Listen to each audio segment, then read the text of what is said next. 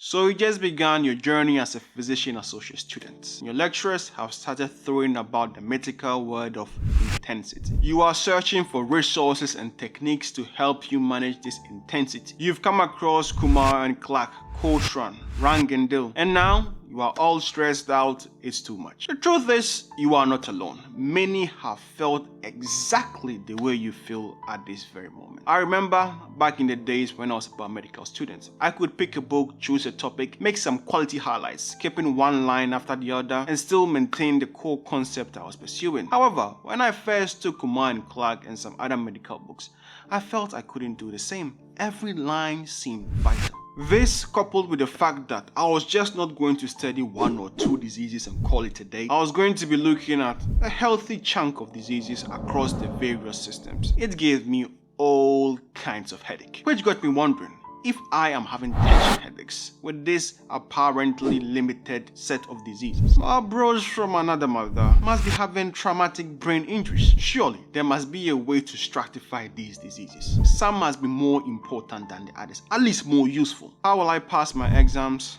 I'm definitely going to fail, and they'll most likely think I'm dumb during placement. The problem is there are so many medical textbooks. Some of them are so detailed that you actually lose the will to live when you open them. And often at times when you do open them, you don't even know what to focus on. I think using the para as a guide to direct your attention on the core diseases a physician associate is expected to be acquainted with is a good base. And even then, how deep down the rabbit hole do we go with each? And when you've done so, are we able to retain that information with any degree of accuracy? Yes, medicine is complex. That much we know. And anything can be anything. And to distinguish one thing from the other, we bury ourselves in books and other resources, trying to extract as much information as we can. And often in this pursuit, we get lost in the weeds, focusing on minutiae with minimal clinical and practical relevance. At least for an early days PA, I for one have embarked on many such detours with my dear Kumar and Clark. I once found myself reading about primary and secondary focal segmented glomerulosclerosis. All for what?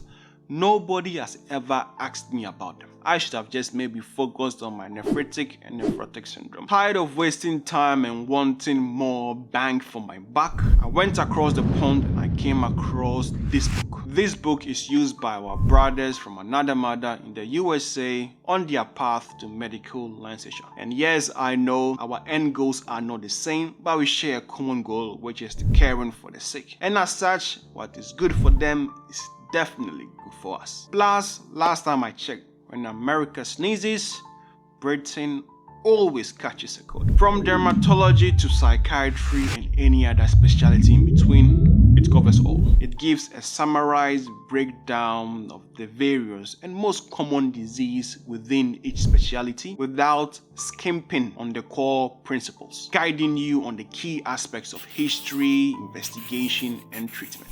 It is brief and straight to the point, which without doubt will help you manage the intensity of the course and the various diseases you need to learn, spanning all the systems that make up the human body. It is a solid foundation, a scaffold, as it were, on which the rest of the details can be added if one is so inclined. In a way, it exemplifies Pareto's 80-20 principle. It is this idea that oftentimes 80% of the outcome is the result of 20% of the input. The difficulty is it's quite hard to find out which 20% it is beforehand. You can only find out at the end. It should come as no surprise if the treatments our brothers from another mother across the pond have is different from the ones we have. They tend to use the same medications we do, but how they are deployed in terms of the first line, second line, third line may be a bit different. So always keep that in mind when you are using this book. The key facts and the regular questions found at the margins of the book are the cherry on top. They help double check if you are internalizing what you are reading to help you study effectively, prepare for your exams, and actually pass it. If you want the source every physician associate should have, click on this video. It's your boy Yoti,